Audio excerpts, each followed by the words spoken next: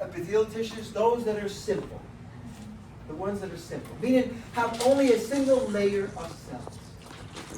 So let's start off classification now with specific types of epithelium, and let's start with simple, and the first shape we'd like to look at would be the simple squamous types of epithelial tissue. Simple squamous, meaning a single layer of these very thin, flat, scaly-like shells. Scaly because they're very thin and flat, like scales on a fish. That's where the word squamous comes from. Okay? So, let's see if I have examples here. By the way, you already have one example there. And this would be simple squamous epithelium. A single layer of these flattened cells. But on the next picture though, let's look at the pictures now. Figure 4.5a, we have there the same example of simple squamous epithelium. A few good places or examples that I can name for this type of epithelium would be, for instance, the pleura. The pleura which covers the surface of your lungs. The pleura is the membrane that covers the surface of your lungs. Okay? That's made of simple squamous epithelium. Another good example is your capillary wall.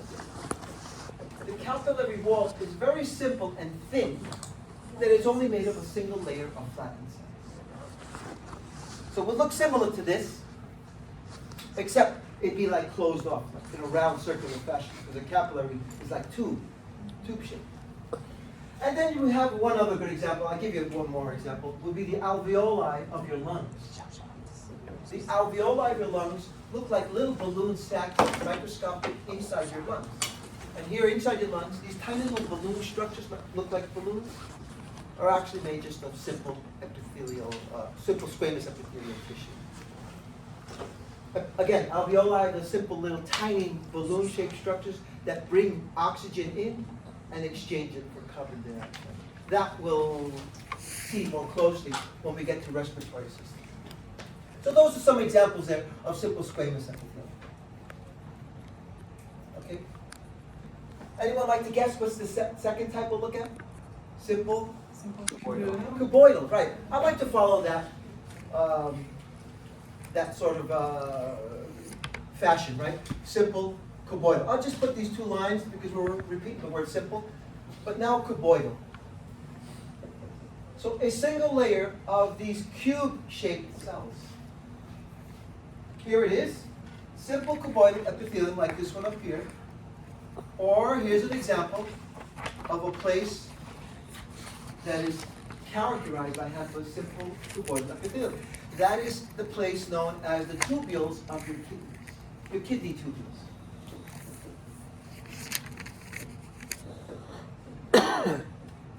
Kidney tubules. So there in your kidney tubules of your kidney, you find this type of epithelium, simple cuboidal.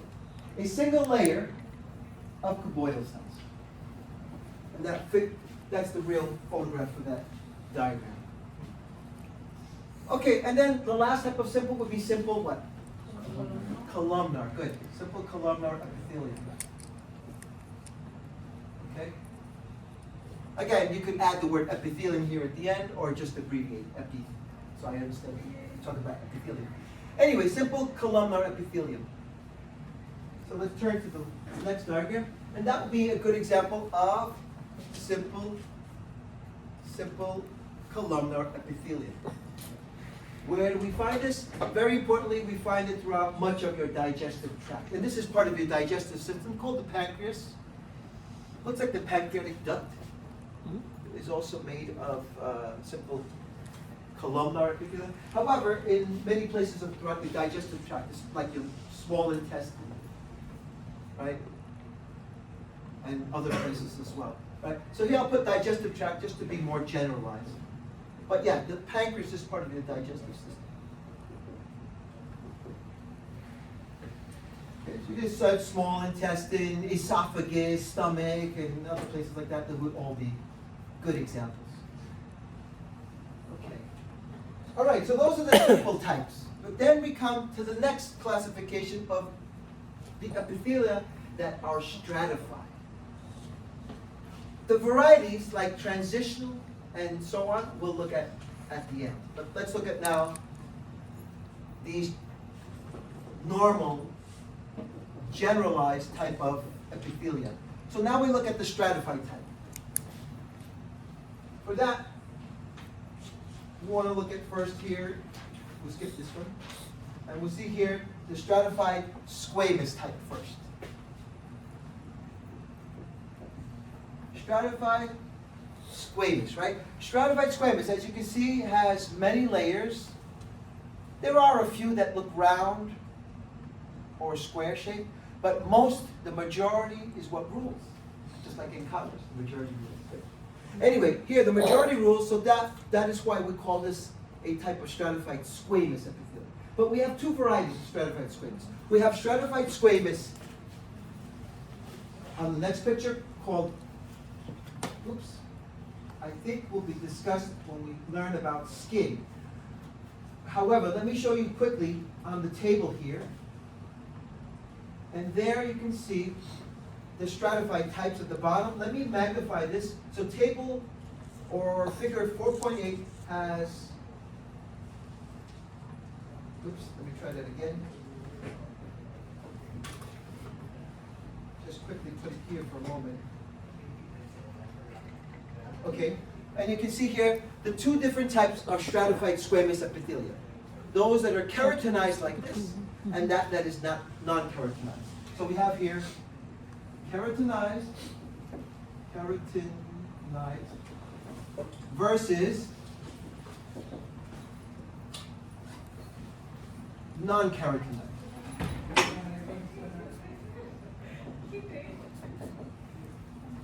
Okay, so two different varieties of stratified squamous. Stratified squamous keratinized versus the one that's non-keratinized. What difference do you see between both of these? It's just a small difference. Again, many layers of squamous cells, but one small difference between this one and that one. Yes, good. If you look near the surface, the one that's keratinized has lots of dead, flaky cells without nuclei, but filled with keratin. Without nuclei, but filled with keratin. Right? Where we find this, therefore, would be a place where we have this type of epithelium.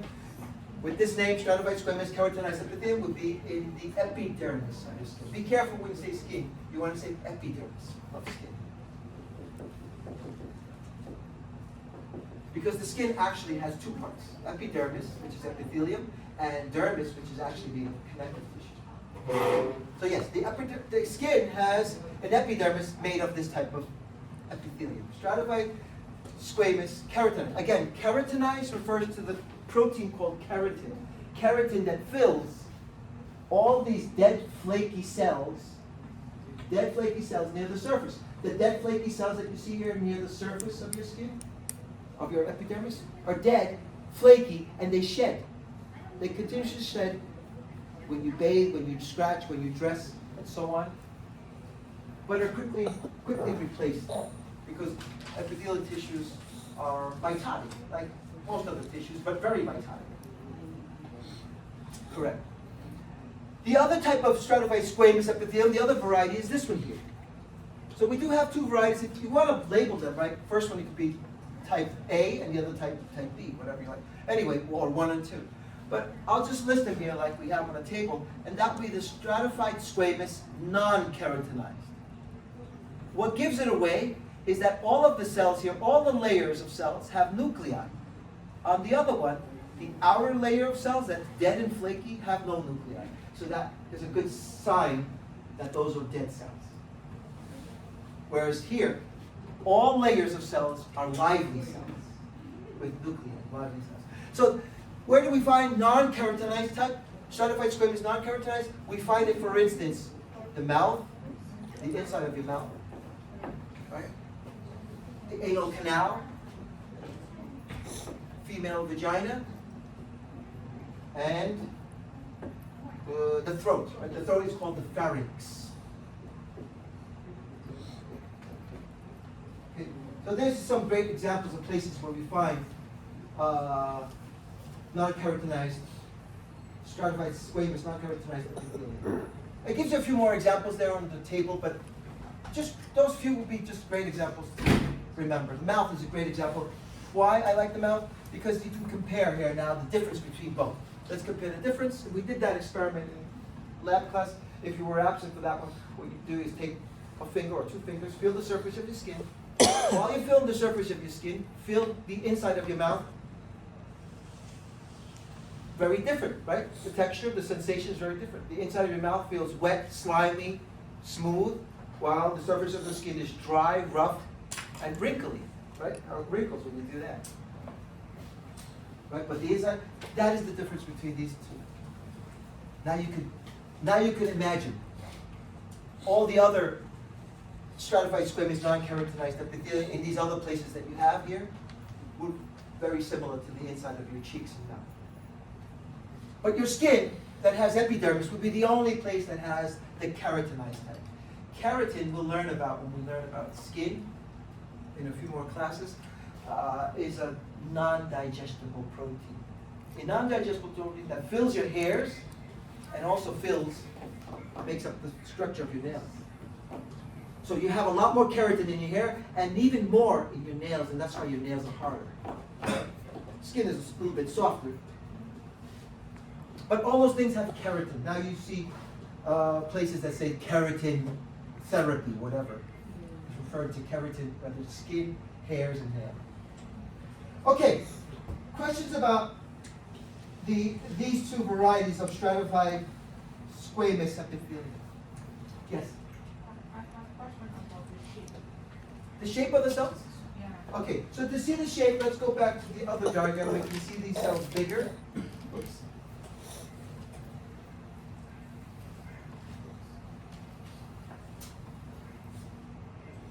Okay, so let's go back to the example that they give here.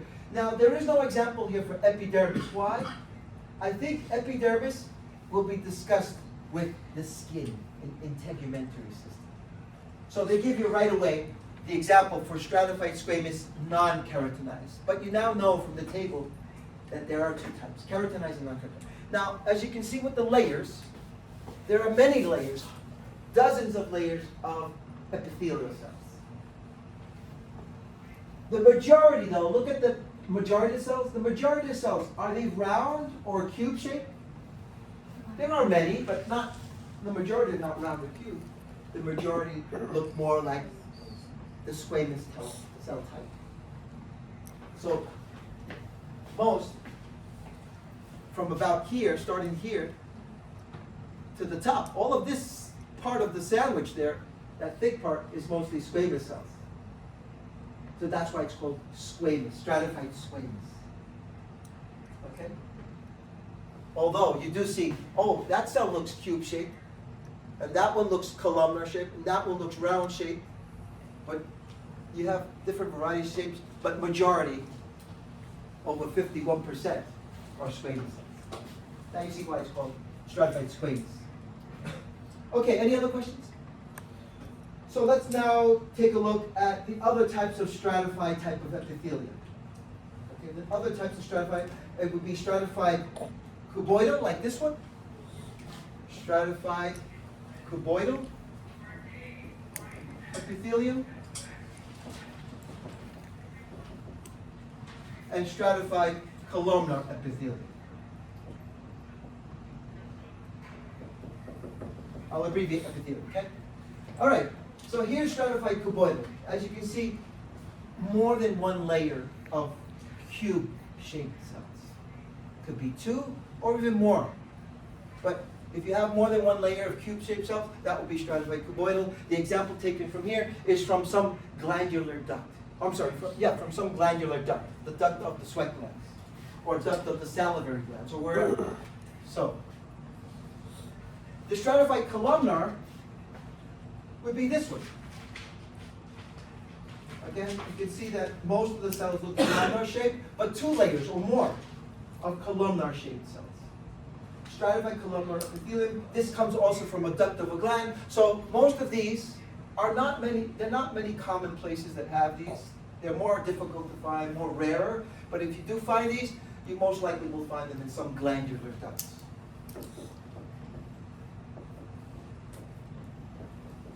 don't have to remember which one is found in salivary glands, which is found in sweat glands, which is found in oil glands, not necessary. Just understand that they're mainly found in glandular glands. So this is one type of stratified type of epithelia. These two types of stratified type of epithelia that are less seen, but yeah, the few places that you find will be in some type of ducts or glands. Okay, questions up to there of the stratified types of epithelia. So now, we want to look at our two main variations that do not fit these two normal criteria, the shape and the layer of cells. So here I'll put another line on the little table I'm making and look at the two varieties, additional varieties. One of them is this one. It's called pseudo-stratified epithelium. Pseudo-stratified, and because of the shape of the cells are sort of like long, tall, we'll say pseudo-stratified columnar epithelium. I'll abbreviate epithelium once again. Pseudo-stratified columnar epithelium. Now, why is it called pseudo? By the way, the letter P, oops, the letter P, like in some words, like the word psychology, the letter P is silent, right? Yeah. So here in the word pseudo-stratified, the letter P, where is that? Here we go. The letter P is silent. So if the P is silent, you just pronounce the S, pseudo-stratified. It doesn't matter though, you can pronounce it pseudo if you prefer. But it's just so you know the correct pronunciation if you go up to a biology instructor or an anatomist or whoever in a hospital, you're working in the lab and say, oh, professor, this, or doctor, whatever, or Mr. whatever, this patient had his pseudo. So I want to be able to communicate properly. So they don't laugh in your face just like you do. Its pronunciation is pseudo. Anyway, the word pseudo with P, right? P-S-E-U-D-O means what? Falsely, right? Falsely stratified. Therefore, pseudo-stratified means falsely stratified. Why is it called pseudo-stratified or falsely stratified? It's because of what you see right here. Let's see if I can make this larger. Let's make see if I can make the schematic representation here bigger. Okay, so look at here, where that little hand is at. That's the schematic representation of pseudo-stratified columnar epithelium. The cells, as you can see, most of them are columnar shaped. But if you look carefully, every single cell, actually, even this one here, which is thin at the bottom, touches the basal surface.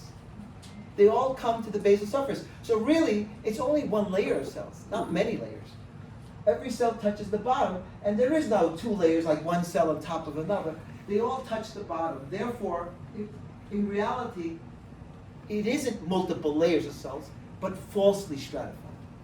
It is not multiple layered, but rather just looks stratified, falsely stratified. Okay, you can appreciate that. Now, from that diagram, it looks nice. You can identify that quickly. Even from this diagram, you can see every single cell does touch the bottom. It's really only one layer of cells. But if we went to the real photograph, here on this side, it's kind of hard to see. Let me just zoom on this. Okay. Let's see if I can pull this over a little bit more. Okay, ignore the diagram, but look at the photograph. From a real photograph, it looks like it's multi-layered. Multi-layered, right? And the reason why it looks multi-layered, it's falsely stratified, but looks like it has multiple layers, is because the nuclei of all the cells, the nucleus of all the cells, are at different levels. Some near the top, some nuclei in the middle, some at the bottom. That makes it look stratified. It makes it look stratified. So why does it look stratified? Because the nucleus of the cells are at different positions. See? Whereas here, for instance, this is simple simple columnar epithelium. See the nuclei? Almost all at the same level. But in the other one, when you have nuclei that are at different heights, levels, would make it look like it has multiple layers, but in truth, it's just falsely stratified. So where's a good place where we find this? Here's a good example, a place of your respiratory tract known as the trachea. In fact, throughout many places throughout your respiratory tract and your airways, right? The trachea and your airways.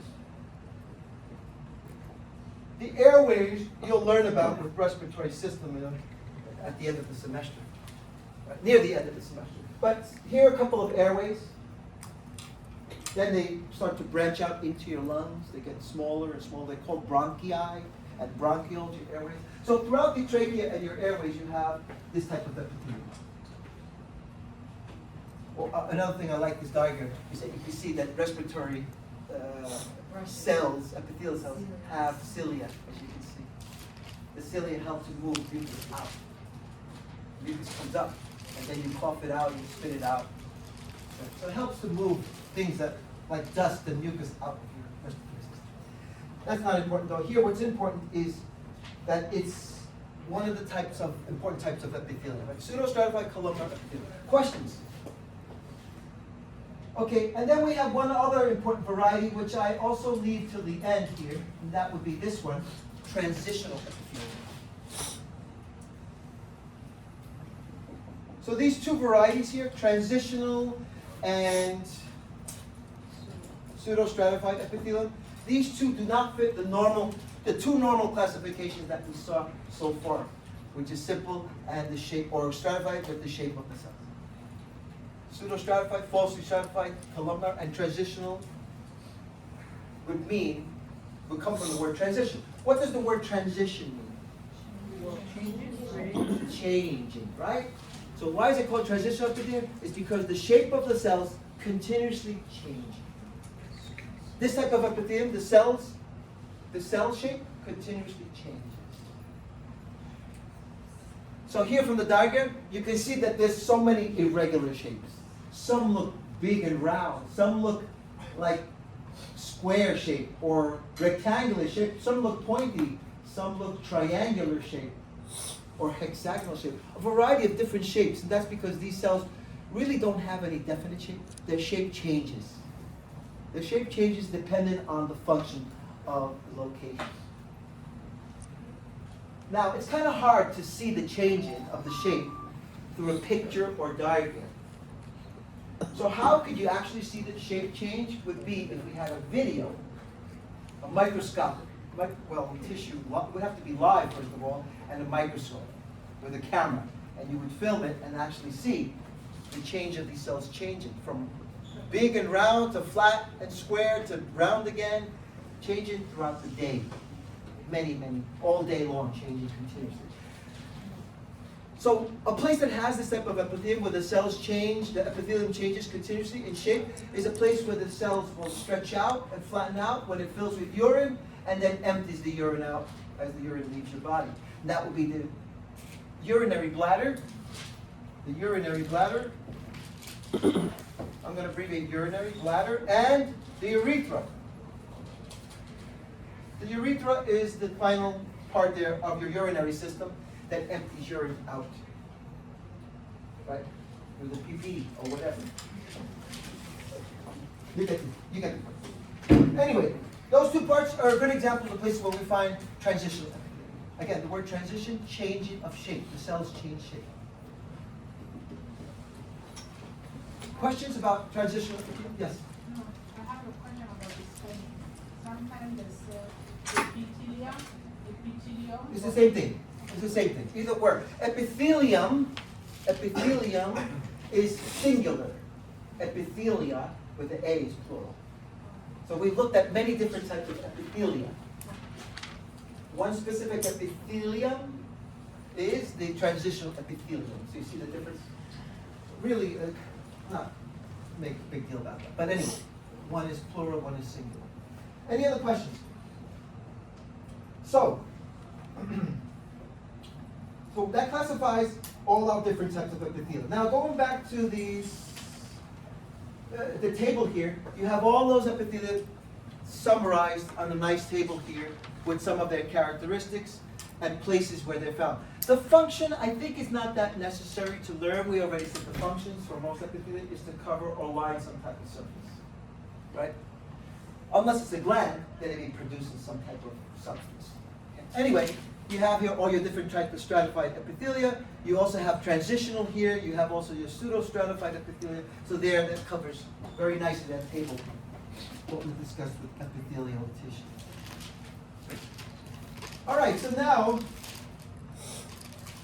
let's skip these tables. And we'll hold on for a moment with the glands. We'll get to the glands soon. But we're already talked about epithelial tissues having two surfaces, a apical surface that's free and a basal surface that's under and attached to some other tissue. Okay? So I guess we could skip that because we already talked about that. But what we want to look at is what's in between the epithelial cells. So for that, we have a diagram we saw earlier, and I promised you we will come back to it. And that would be this diagram here, where you can see, again, the apical surface, the basal surface, but now in between the epithelial cells, there are going to be these things to hold the cells tightly together. To hold the cells and pack them together. And that is cell junctions. Cell junctions. Cell junctions are made of proteins. So here is 3 different types of cell junctions. Again, cell junctions are proteins. Proteins that pack the epithelial cells close together. Again, these are proteins that pack the epithelial cells close together. That's why epithelial tissues has very little extracellular matrix, because the cells are packed very close. Okay, so what are the cell junctions? These are the 3 types of cell junctions that we will have, 3 different varieties. Okay, one type of cell junction is the one that you see here in red. It acts kind of like buttons that put 2 parts of a shirt together, like the snap-on buttons. Anyway, those are called tight junctions. Tight junctions. The reason why they're called tight junctions is because these are going to hold your cells very tightly together. Very tightly together. Okay? So tight junctions, right? As you can see, most tight junctions are closer to the apical surface. Most tight junctions are closer to the apical surface. This way prevents your epithelium, or let's say your epidermis, from splitting apart. Without it, just by stretching your skin a little, it would break apart if you didn't have these. Your epithelium would split open. But try that, it's very difficult. It's very difficult to separate your epithelium, right? Split it. Only with a cutting knife you could do that. So that's because the tight junctions are closer to the apical surface. Again, tight junctions lock your cells very tightly together, like snap-on buttons. If you want to put that in parentheses, like snap-on buttons. I don't have snap-on buttons right now. I just have a zipper here. But some clothing that you have like snap-on buttons. Okay, the second type, B. The second type of junction, cell junctions, are the desmosomes. Now, as you can see from the figure, desmosomes are a little bit more complex. Why is that? In desmosomes, you have a few important things here. Few important things. One important thing is that you have here the integral linker proteins, the linker proteins. The linker proteins that you see right here, which will link one cell right here with the other cell, right? It's going to link the cells together. Now, linker proteins, you can, by the way, in desmosomes, you can have any part between the epithelial cells. It could be here, it could be closer to the top, it could be closer to the bottom, doesn't matter. But desmosomes are unique in that they have these linker proteins. Linker proteins.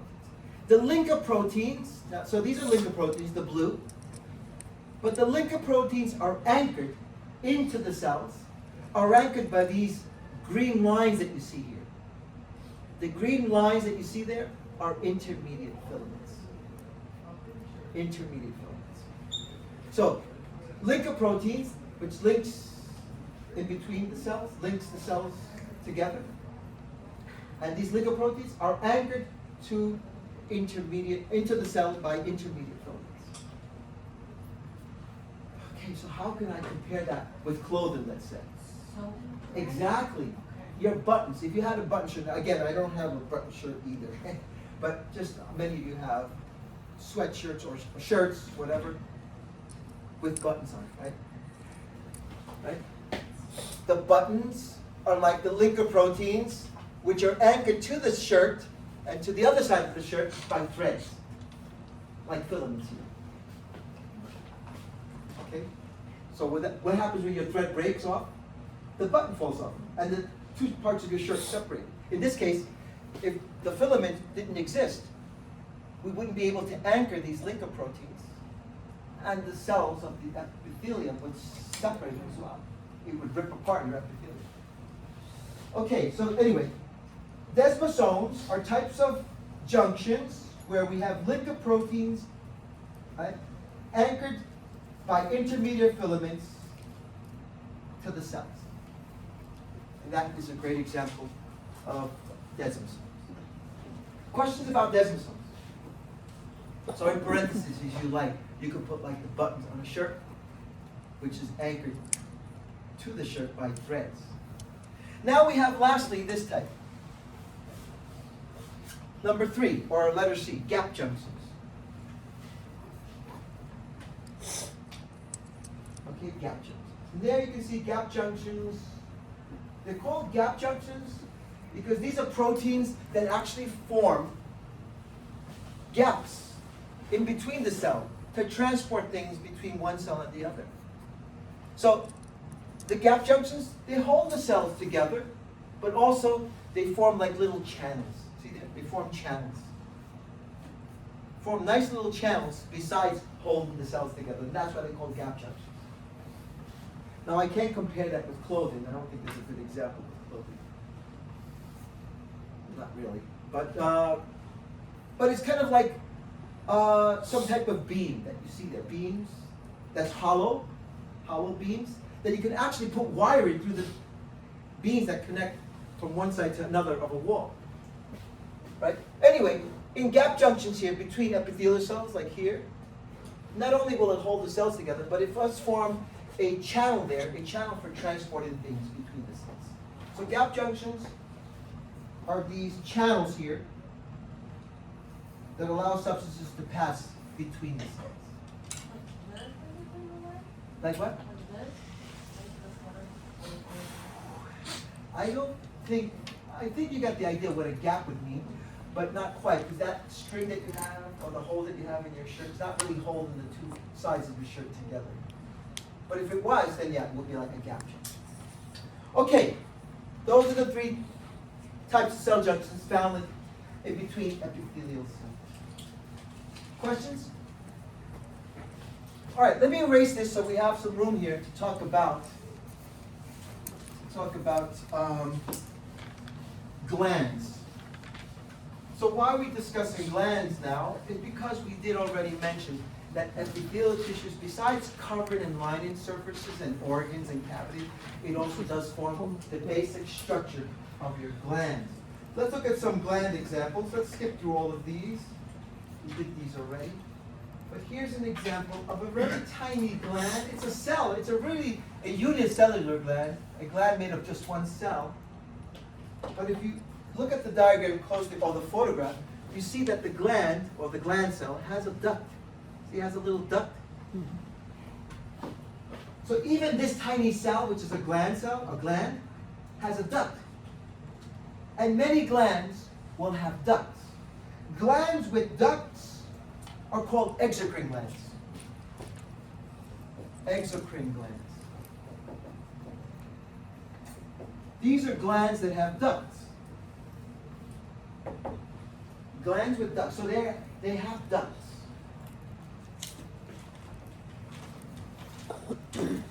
Here's many different figures here for showing glands with ducts, like this one has a large duct, or whatever. All of these, as you can see, even the tiny one that we saw a moment ago, even has its own little tiny duct there as well. shown in the figure right here on the photograph right there. Like pockets? A duct is like a tube. A duct to empty something out. A passageway. Okay, you see the passageway right there. These are probably better examples for duct. So here's the duct, the duct, the duct, the duct, the duct. Well, more than an opening, it's like a tube that transports to the surface and then empties out of the gland. A hole would just be an opening in the hole, but Right. this is more than a hole. Anyway, exocrine glands have ducts to release the product either out of your body or into a cavity. Out of the body or into a cavity. To releases some product. Releases a product out or into out of the body or into a cavity. Now, what is the product of an exocrine gland?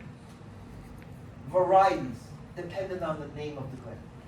So let's look at some examples of exocrine glands. Some examples. Now, none of these say where they're from, but all of these exocrine glands, as you can see, are made of epithelial cells, and they may be from places like salivary glands. Examples: salivary glands. Salivary glands have ducts, right? Another example where we find exocrine gland, that is an exocrine gland, would be your sweat glands. Sebaceous glands. What is sebaceous? Anybody know? What is sebaceous? What is the product that sebaceous glands produce? Sebaceous. The product is called sebum. But what is sebum or sebaceous gland product? It's like Oil. Skin oil, right? This oil that you have on your skin, that's a sebaceous gland. So a lot of these glands are found on your skin, like sweat glands, sebaceous glands. Salivary, that's in your mouth to secrete saliva. We have also lacrimal glands. Lacrimal glands produce lacrima, tears. Good.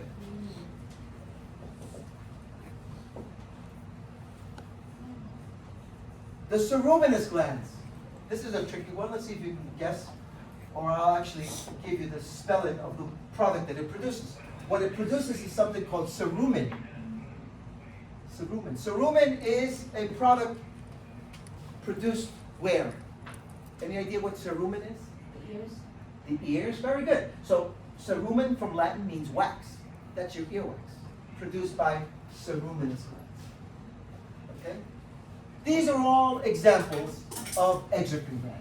Produces some product that either goes out of your body or goes into a cavity, like salivary glands goes into your mouth. The saliva goes into your mouth. Gastric glands produces gastric juice that goes into your stomach cavity, right? So those are exocrine glands. Again, because they have a duct, they can release the product out of the body or into some cavity. Okay? Now, the other type of gland would be the endocrine glands. Endocrine glands. Endocrine. Endocrine glands are ductless. Ductless. They don't have ducts. Okay? Anybody can give me an example of an endocrine gland? Would like to give you an example of an endocrine gland? I don't have any pictures here. Why? That's because endocrine glands will be discussed with the endocrine system in SCB 204. So there's no picture here for endocrine gland. But it will be discussed in 204. And an example of an endocrine gland would be, for instance, the thyroid gland. Another, the adrenal glands. Or the testes and ovaries in each of the two different sexes. And there's others, a few others. Okay? Those are endocrine glands. What is the product that endocrine glands produce for? Hormones. Very good. So endocrine glands are ductless, but they produce hormones. Produce hormones that, when they're produced by the gland cells, they directly diffuse. They diffuse directly into the bloodstream, into your bloodstream, into your blood. Diffuse into blood flow. So that is why they are ductless. They don't need ducts. It doesn't need a duct like these have. the product is produced by the gland and directly just diffuses out of the cells and goes into your bloodstream, into little tiny blood vessels, and then transported throughout your body by blood flow. So it stays within your body.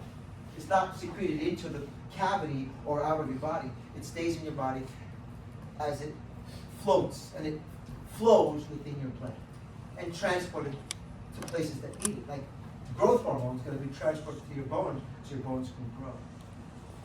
Okay, so that's the difference between exocrine glands and endocrine glands. Endocrine glands are ductless, and the product that they produce is going to be a group of specific products called hormones. Hormones, thyroid hormones, the adrenal gland hormones, the hormones that the testes and ovaries produce, growth hormone, etc., etc. Hormones diffuse and then flow in your blood. Okay, and you'll learn more about that with 204. So for this class, we'll just mention the differences between two glands, and that is because glands, as you can see, are made of epithelial tissues and cells. Okay? These are examples, by the way, of exocrine glands as well, but I don't have any endocrine glands. Although, we did see a gland that is actually exocrine, but endocrine at the same time. This gland right here,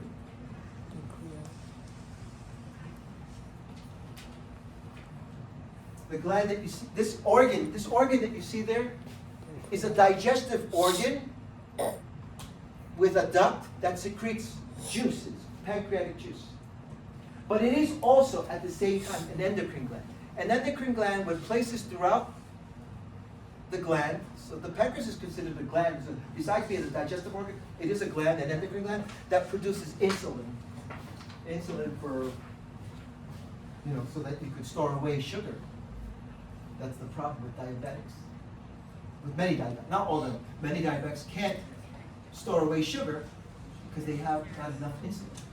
So it is a gland, that would be the only example. But I don't have a picture for endocrine gland epithelial cells. I guess you'll learn more about that in 204.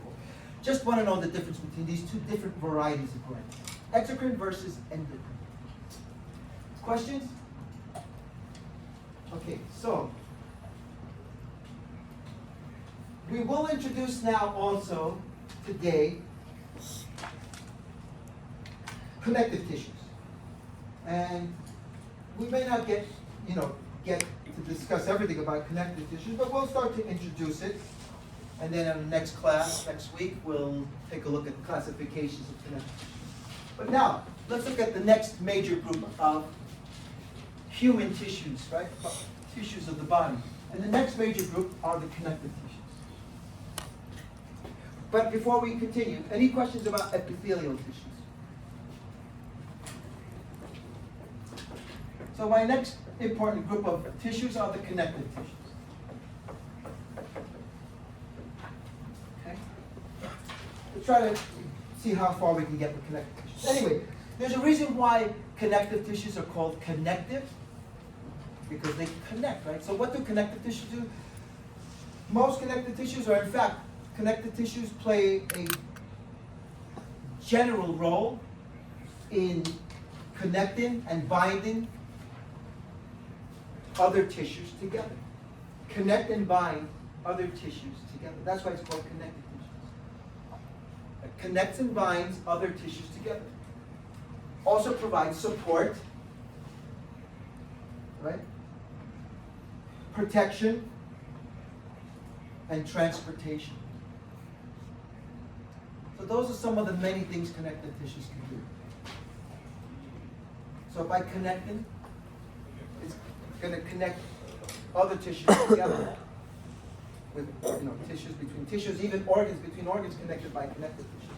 Also will, in that way, providing some form of support and protection, like your bones are connected, made of connective tissue. Your bones provide protection. Transport. And a few other things that we'll look at specific to certain types of connective tissue, like adipose tissue. Besides connecting and providing support, adipose tissue can give you warmth. So yes, some connective tissue will have also its specific functions. But in general, those are some of the many things they do. And that's because connective tissue is a very diverse group of tissues. Diverse group of tissues. Okay, so let's see some examples. Here are some examples of connective tissues. The top one there, the middle ones, and so forth. And we'll look at the specific ones, if not today, in our next lecture.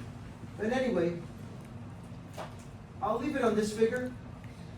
And where's the tissue? You don't really see the tissue very well here because you just see one cell. This is the surface of a cell, the plasma membrane of a cell, and the outside of the cell. Okay?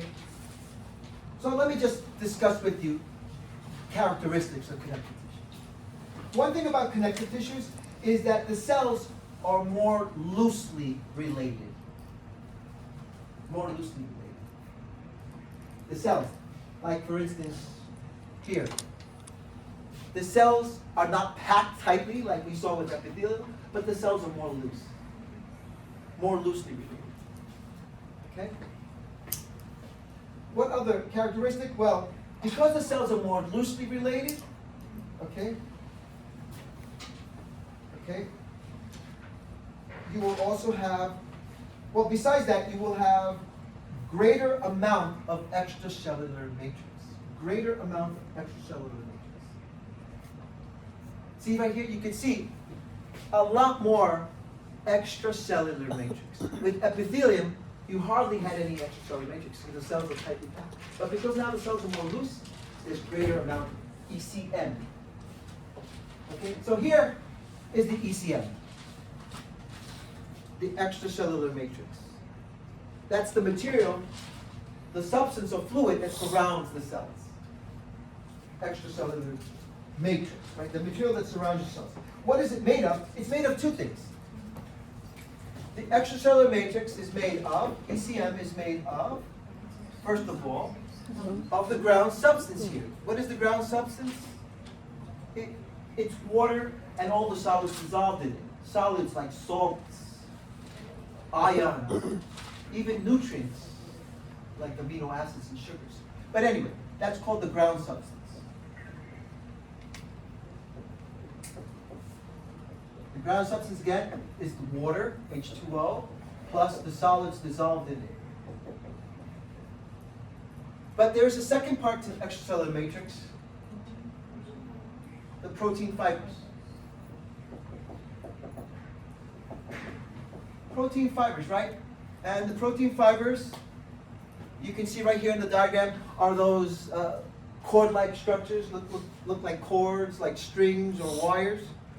Those representation of the protein fibers.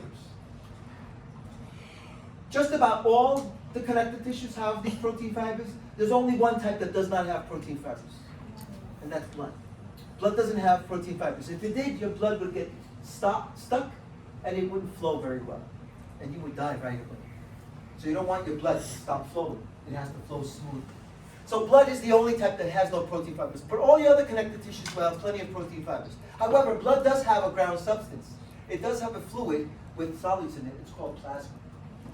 So as you can see, even blood has some type of extracellular matrix, but without fibers.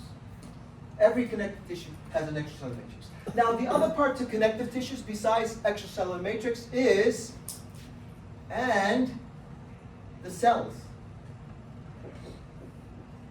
And the cells. Makes sense. Every tissue's got to have cells and also some degree or amount of extracellular material. With connective tissues, a lot more extracellular material. But also with cells, a variety of cells. With epithelial tissues, we saw only epithelial cells. With different shapes, but they're all epithelial, just like people. You have different shapes of people, right?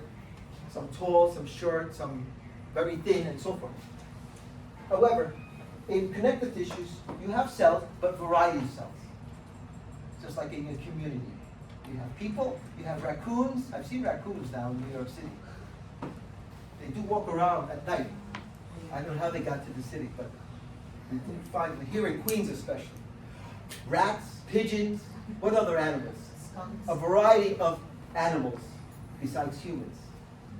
Skunks, I haven't seen skunks in, but coyotes were seen in Central Park. owls were seen in Central Park. So you do have variety of creatures in connective tissue, variety of cells in connective tissue. What cells? The cell varieties we will discuss when we look at the different types of connective tissues. Okay, at the different types. Anyway, up to there, questions. Cell, I'm going to put here variety. Okay? Okay, so it doesn't specify what cell this is, but it could be a fibroblast. A fibroblast which produces what? What does the fibroblast produce? Produces the protein fibers. Okay? So, before we look at those different types of fibers, let's look at some other important things about connective tissues. Connective tissues have certain level of vascularity from abundant to minimal or none at all. So vascularity varies.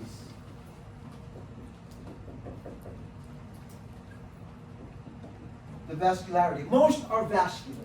Most connective tissues are vascular, including adipose tissue, areolar tissue, reticular tissue, bone tissue, etc. Blood, you don't even need to mention that. Blood is very vascular. It's carrier blood. But there is one that has no vascularity.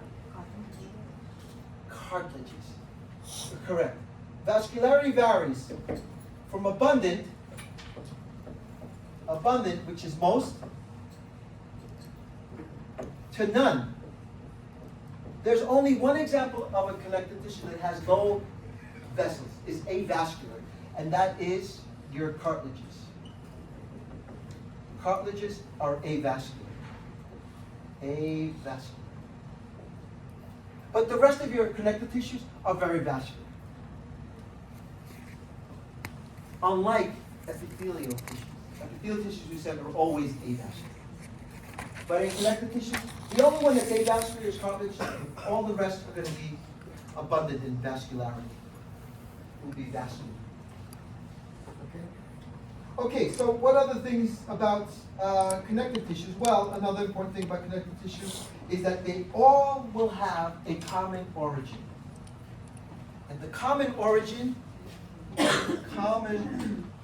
origin, by the way, could be spelled with I, with E. In England, they use an E. In America, they use an I. Anyway, origin to all connective tissues is called what? Mesenchyme. Mesenchyme is an embryonic tissue. An embryonic tissue that will give origin to every single type of connective tissue, whether it's your reticular tissue, your fatty tissue, your bone, your cartilages, your blood, etc. So that would be mesenchyme. Mesenchyme, an embryonic tissue that after birth, it's gone, it's no longer there. But before birth, during embryonic development, it's present and forming your bones, forming your cartilages, etc. So the common origin to every single connective tissue is mesenchyme. Questions about these different things? Okay? So now, let's look at the protein fibers. Okay, the protein fibers. And I guess we could stop for today. We only have like 3-4 minutes left. So there are 3 different types of protein fibers found in most of your connective tissues, except blood. Blood doesn't have protein fibers. Not in blood. But all the rest will have one or many of these different types of protein fibers. One of them are called collagen. Collagen fibers. Here is collagen, these thick pink purple cords that you see there represent collagen. Collagen provide tensile strength, like a cord or a rope does. Tensile strength.